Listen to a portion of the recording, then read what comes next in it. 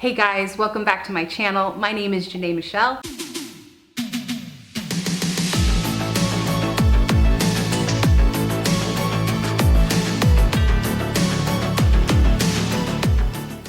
And if you're new here, I'm super glad that you found me. I'm not sure how you did. Maybe you don't even know how you did, but I'm glad you're here nonetheless. And if you're returning, obviously, I love you guys. There's not even like words. Can't even find the words. So I was a little bit on the fence as to what I wanted to talk about this week. And I just thought about that poll that I had done a few weeks ago, and the second kind of topic came to mind, which is aging. This is a topic I've actually been asked to speak about a number of times. I'm not sure why I'm asked to talk about this subject, quite frankly, because it's something that I don't really feel like I do that well. It's taken me a long time to kind of get right, and I'm still not right with aging all the way. So I'm gonna take you through about 5 different points that I feel like may help you if you're trying to get right or feel good about the aging process. All aboard! We live in a really age-obsessed culture, and it's easy to get down on yourself, I think, for this. And in fact, we find the whole process of aging pretty uncomfortable, which is why we have places to put people while they're aging so we don't have to watch it all go down. I'm not going to change it today, and so I thought I would give you kind of my ways of how I cope with the aging process. I grew up in this very visual space, so for me, aging has been a very outward experience, and that's why perhaps I've struggled with it. And I'm just being completely upfront and blunt with you about it because I grew up in front of cameras, somewhat kind of like this, right? And I was paid literally for how well I looked and how well I performed. So meaning if I didn't look good and perform well, I didn't eat.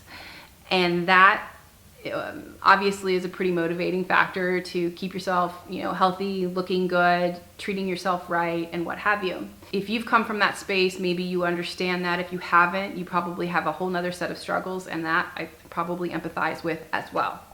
All right, so my first bit of advice when it comes to aging well is identify the struggles. And that might seem counterintuitive, but we need to figure out what we're dealing with, right? So I'll use myself as an example and a guinea pig.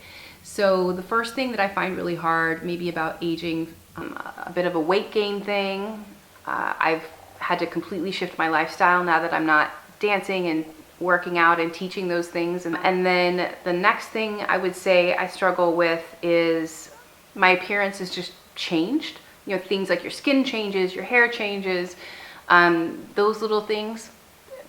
Important, not important, just kind of depends on the day. I would say the most significant thing, though, that really bothers me about aging is that I still have so much that I want still to do. I feel the clock ticking, and I want to do all the things. It's been a bit of a problem, really, not gonna lie. So I would say write down all those struggles. Get pretty clear about what they are. My second piece of advice is to take a look at those struggles and take a deep breath and have a little grace. Now, I talk about the idea of grace with a lot of my clients because I think it's so important. It's important because we are changing, we have evolved, and our lives are different than we were when we were, say, 20 years old. So it's important to take a look at each one of those struggles and take a deep breath and go, hey, I'm gonna have to have a little bit of patience with myself here. And if anybody knows me well, they know that I have the patience of a firecracker. So if I can do it, you can do it. So for instance, if I tackle the weight thing, maybe I need to pull back a little bit and go, maybe it's okay if I carry a few extra pounds because I'm not wearing a bra and underwear to dance around a stage anymore. So I don't have to be that look of perfection in my mind. And in that third category space, when you're ambitious and you want to do all the things, I would write down what all those things are and then start attaching actions that are going to help you get there. It's one thing to have a list, but lists really are kind of dysfunctional unless they have a pathway. I would write down the actions and then give yourself some deadlines. If you're a procrastinator like me, this bit of advice is super important. If you do not attach any deadlines to some of those things, you're gonna keep flailing about and you'll never get those actions done, even though you know them. Because I've done that. Don't recommend it. My third piece of advice is to connect. And this goes on the heels a little bit of what I talked about last week with making friends. For some of you, you're gonna wanna make a lot of great connections. And for those of some of you others, like me, you only need maybe a few. But I would encourage you to find the people who are going through the same thing you are. So whatever that struggle list looks like, just start looking up that hashtag on Instagram and I promise you'll find them. Find people who are inspiring to you, who are working through it, who are taking some kinds of actions to fight against that struggle. Surround yourself with people like that, and don't go too far out of the box, meaning don't find people that are aspiring, okay, the people you aspire to be, because those people are the ones that you're gonna start maybe comparing yourself to, and that can be a real dangerous cyclical problem as well. So find people who are like at your level or just maybe a little beyond it, a step up from that, and that way you can encourage and inspire one another. If you look to people who are 10, 20, 30 steps away from where you want to be, you're comparing the worst of who you are with the best of who they are, and that gets you absolutely nowhere. All right, so my fourth bit of advice to you, and something that I have found very helpful, is to carve out time to grow personally.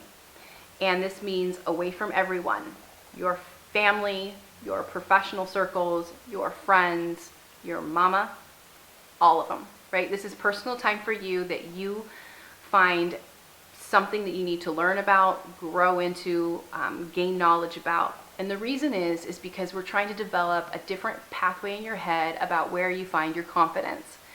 There can be a lot of confidence in your intelligence, and we all have a level of intelligence. It doesn't matter if it's your IQ or if it's your emotional EQ. What happens is that when you start feeding that emotional intelligence, or maybe it is, an analytical, you fill yourself up with that kind of knowledge, you become a lot more confident and secure about who you are as a person.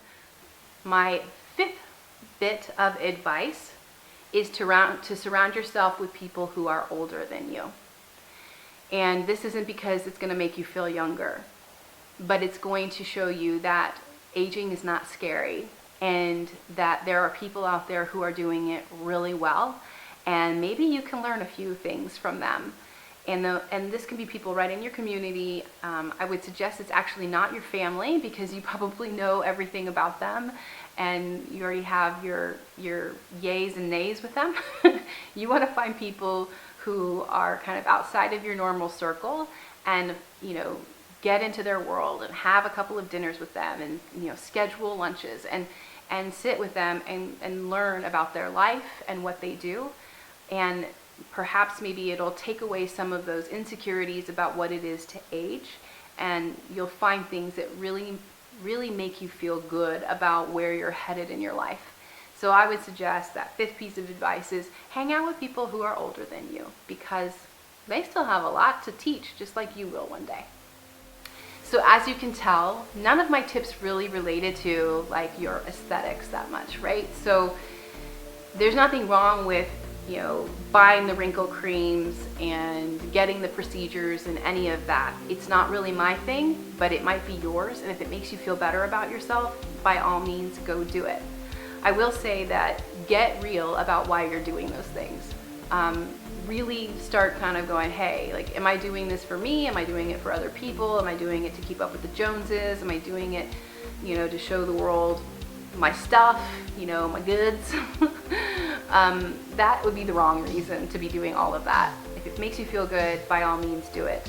So if you're working on all the things that make you amazing and make you brilliant and make you a fucking badass, then if you're handling that now and you're evolving those sort of things now, when you get older, you'll just be ahead of the game and you'll feel really good about your place in the world. All right, guys, I think that's it for this episode. If you liked it and you got something out of it, I'd love it if you give me a nice little thumbs up. And if you want to see more videos like this, make sure you ding the bell so I know that you like these videos or if I am just wasting my damn time. So there you go. Thanks so much for watching. I'll see you next time.